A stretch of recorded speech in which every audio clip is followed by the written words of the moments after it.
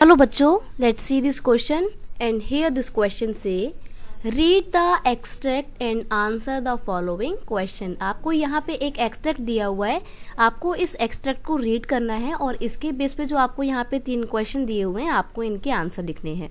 तो पहले हम इस एक्सट्रैक्ट को पढ़ते हैं। एक्सट्रैक्ट है चाइनाज फेमाइन ऑफ 1961 यानी कि ये जो 3 साल की फेमाइन थी, that was the worst recorded famine in the world history. पूरे विश्व इतिहास में सबसे ज़्यादा भयंकर और सबसे ज़्यादा खराब फेमाइन जी अभी तक की समझी जाती है। Nearly 3 crore peoples died in this famine, और इस पूरी फेमाइन में 3 करोड़ लोग मारे गए थे। During those days India's economic condition was not much better than China. और उस टाइम पे जब ये चाइना में फेमाइन आई थी उस टाइम पे इंडिया की भी कंडीशन कोई बहुत ज़्यादा अच्छी नहीं थी। Yet India did not have a famine of this kind that China had. लेकिन इंडिया में इस तरीके की फेमाइन कभी देखने को नहीं मिली जैसे चाइना में हुई थी। Economist think that this was a result of different government policy in the two countries। तो जो इकोनॉमिस्ट हैं वो उसके पीछे रीज़न किसको मानते हैं? वो मानते हैं एक बहुत बेसिक रीज़न मानते हैं कि गवर्नमेंट पॉलिसी ऐसी थी कि चाइना में तो हालात बेकाबू हो गए, फेमाइन बहुत ज़बरदस्त हो गया, 3 करोड़ लोग मारे गए। लेकिन इंडिया में जो कि खुद एक बहुत गरीब देश था, लेकिन वहाँ पे इस तरीके की आपदा नहीं आई, इस तरीके की फेमाइन नहीं आई। क्यों? क्योंकि वहाँ की गवर्नमेंट पॉलिसी अलग थी और चाइना की गवर्नमेंट पॉलिसी अलग थी। The existence of democracy in India made the Indian government respond to food security in a way that Chinese government did not. क्योंकि इंडिया में डेमोक्रेसी है तो डेमोक्रेसी की वजह से इंडियन गवर्नमेंट ने फूड सिक्योरिटी अपने लोगों को प्रोवाइड की थी, लेकिन चाइना की गवर्नमेंट ऐसा नहीं कर पाई और इसीलिए चाइना में फेमाइन ने एक बहुत ही वर्स्ट रूप ले लिया। They point out that no large-scale famine has ever taken place in an independent and democratic country। Economist ऐसा मानते हैं कि किसी भी डेमोक्रेटिक कंट्री में कुछ इस तरीके की फेमाइन नहीं आई है, इतनी भयंकर फेमाइन नहीं आई है जितनी चाइना में आई थी। If China too had multi-party election, an opposition party, and a press full of criticism, the government, then so many people may not have died in the famine। Economist का मानना है कि अगर चाइना में भी multi party system होता और वहाँ पे भी अपोजिशन पार्टीज़ होती और मीडिया बिल्कुल फ्रीडम के साथ अपने आइडियाज़ को एक्सप्रेस कर पाती, वो गवर्नमेंट की गलत पॉलिसी को क्रिटिसाइज़ कर पाती, तो ऐसे में शायद पॉसिबल था कि चाइना में बहुत सारे लोगों की जान ना जाती और ये जो फेमाइन थी वो इतना ज़्यादा विकराल रूप ना लेती, ऐसा इकोनॉमिस्ट मानते हैं। This example bring out one of the reason why democracy is considered the best form of government democracy. Form of government democracy is better than any other form of government in responding to the needs of the people. तो यहाँ पर जो हमने एक example देखा, इससे ये पता लगता है कि डेमोक्रेसी सच में किसी और फॉर्म ऑफ गवर्नमेंट से ज़्यादा अच्छी है। क्यों? क्योंकि ये अपने लोगों को ज़रूरतों के हिसाब से काम करती है, लोगों के लिए अकाउंटेबल है, लोगों का पूरा पूरा खास ख्याल रखती है। और वहीं अगर डेमोक्रेटिक कंट्री ना हो तो उसमें जो रूलर पार्टी है या जो रूलर गवर्नमेंट है वो सिर्फ अपनी अपनी चलाती है, उसको लोगों की ज़रूरतों से या लोगों के लिए क्या हो रहा है, उनको किस चीज़ की ज़रूरत है, इससे कोई फ़र्क नहीं पड़ता है। A non democratic government may or can respond to their people needs but it all depend on the wishes of the people who rule.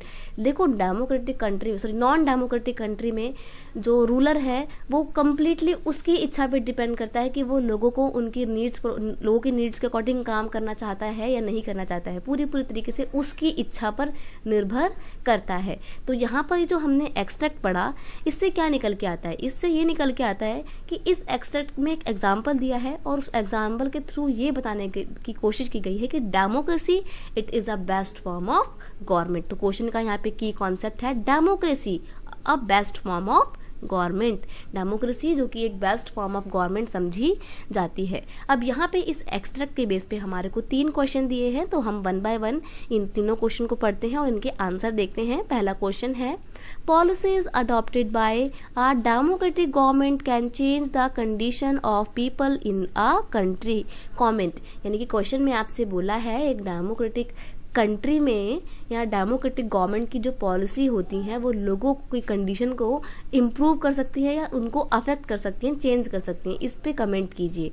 तो इसका आंसर है policies adopted by a democratic government can change the condition of people in the country because those policies are in interest of the people and work for the progress and upliftment of the country। देखो जो एक democratic government होती है, democratic government के द्वारा बनाई हुई policy होती है, वो सच में लोगों की कंडीशन को चेंज कर देती हैं। क्यों कर देती हैं? क्यों? इसलिए क्योंकि जो डेमोक्रेटिक गवर्नमेंट पॉलिसी बनाती है वो लोगों का इंटरेस्ट ध्यान में रखकर बनाती है, लोगों के हित में काम करती है। और वहीं जो नॉन डेमोक्रेटिक कंट्री होती है वो तो उसमें तो जो रूलर होते हैं वो अपनी अपनी चलाते हैं, जैसे कि चाइना में हो रहा था। यही रीज़न है कि इंडिया में इतनी ख़राब फेमाइन नहीं आई और डेमोक्रेटिक गवर्नमेंट जो थी इंडिया की, उसने हमेशा इंडिया की प्रोग्रेस के लिए और अपलिफ्टमेंट के लिए काम किया। तो हम कह सकते हैं कि डेमोक्रेटिक गवर्नमेंट की जो पॉलिसी होती हैं वो वास्तव में लोगों के इंटरेस्ट के लिए काम करती हैं, इसलिए लोगों की कंडीशन में इम्प्रूवमेंट लाती हैं और कंट्री की प्रोग्रेस को भी वो बढ़ाती हैं।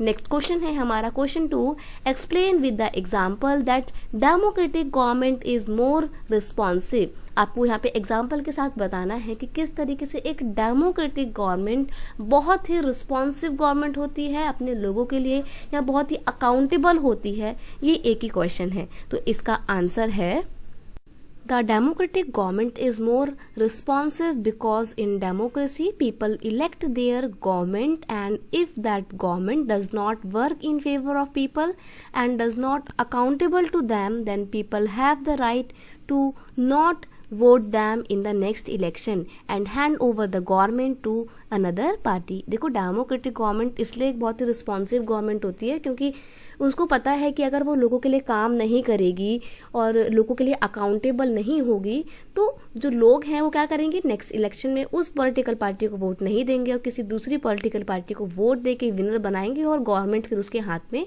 सौंप देंगे। तो ऐसे में जो पॉलिटिकल पार्टी रूल कर रही है उसके ऊपर भी प्रेशर होता है कि नहीं, हमारे को अच्छा काम करना है, लोगों के लिए रिस्पॉन्सिव होना है, अकाउंटेबल होना है, क्योंकि अगर नहीं होंगे तो लोग हमारे को नेक्स्ट इलेक्शन में हरा देंगे। तो इस प्रेशर के साथ डेमोक्रेटिक गवर्नमेंट काम करती है और यही रीज़न है कि वो लोगों के लिए रिस्पॉन्सिव होती है, अकाउंटेबल होती है। अगर हम एक एग्जाम्पल की बात करें तो for in example in India या in a democratic country like India the government has to be accountable because it is under the pressure from other opposition party. India में ही अगर हम बात करें तो इंडिया की गवर्नमेंट को भी क्या होना है, एक अकाउंटेबल फॉर्म ऑफ गवर्नमेंट होना पड़ता है, लोगों के लिए रिस्पॉन्सिव होना पड़ता है, क्योंकि वो खुद एक प्रेशर में काम करते हैं कि अगर वो रिस्पॉन्सिव नहीं होंगे तो जो अपोजिशन पार्टी हैं वो जीत जाएंगी। तो अपोजिशन पार्टीज़ के प्रेशर होने की वजह से डेमोक्रेटिक गवर्नमेंट को या रूलिंग गवर्नमेंट को अपने लोगों के लिए रिस्पॉन्सिव होना पड़ता है। Now let's move to the third question and your third question is What did the economist think on comparing the situation of India and China?